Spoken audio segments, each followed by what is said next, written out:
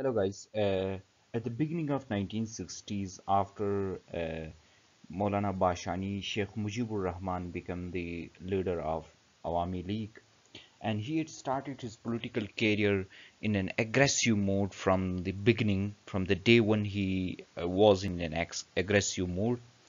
In 1966, he presented his famous 6 points, which were totally against the federation, and he made a secret deal with Ziaul Haq and contested elections of 1970 on the basis of his 6 points.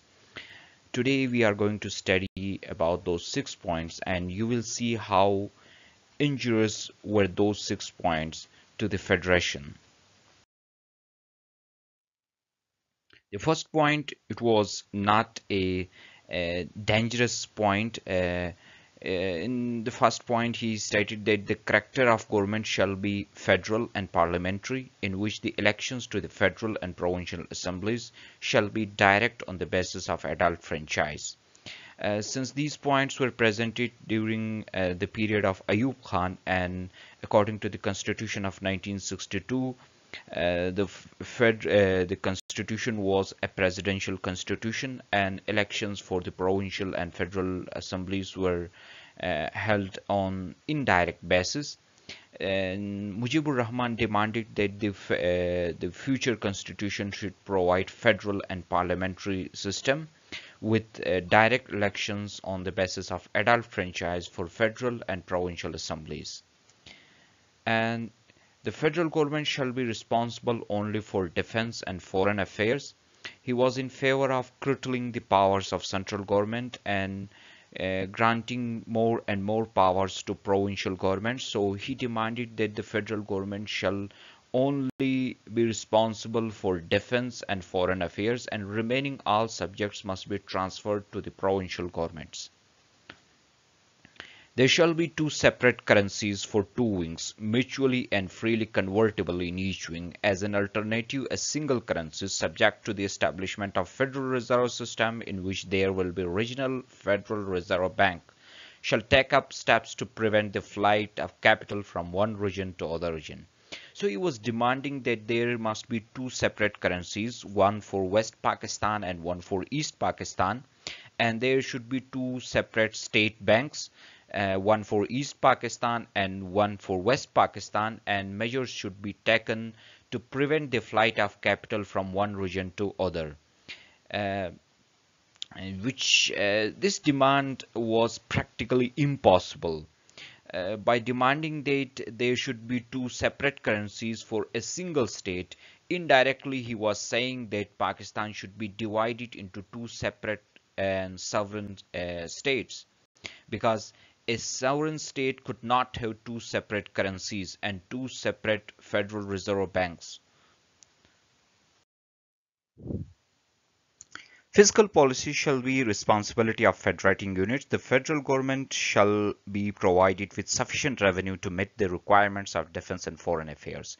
And the constitutional provisions will ensure that the federal government's requirements met consistently. He demanded that both wings shall have separate fiscal policies. Guys, fiscal policy is a state policy that deals with taxation system. It means that the fiscal policy state decide that how much tax should be put on which item. So he was demanding that both wings, East Pakistan and West Pakistan, shall have separate fiscal policies. That is, the wings shall decide about how much tax they are going to put on which item, and all revenues shall be kept by the wings, and they shall provide a fixed amount of revenue to the federal government to meet the requirements of defense and foreign affairs only.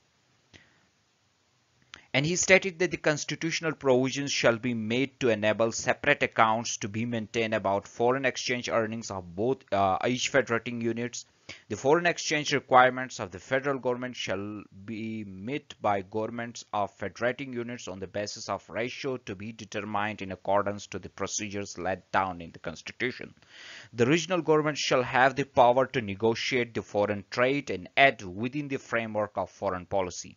So he was demanding that both wings shall have the power to negotiate foreign trades and foreign aids with other countries. In this point, this was totally impossible for a separate sovereign state, because within a single state, units shall not have the power to negotiate with other sovereign states. If you are saying that the units of a state shall have the power to negotiate with other states on any issue, either it may be a trade or aid or anything else, it means you are demanding that that those units shall be separate sovereign states. And his last point, which was perhaps the most dangerous one, was that he demanded that the governments of federating units shall be empowered to maintain a military or paramilitary force to contribute effectively towards national security. That he was demanding that the East Pakistan, Bengal, must have its own military. What he was expecting, or what he was thinking by having his own military, this was totally dangerous, and it was impossible for a sovereign state to allow its federating unit to have its own military. So guys, thank you for joining. Take care. Goodbye.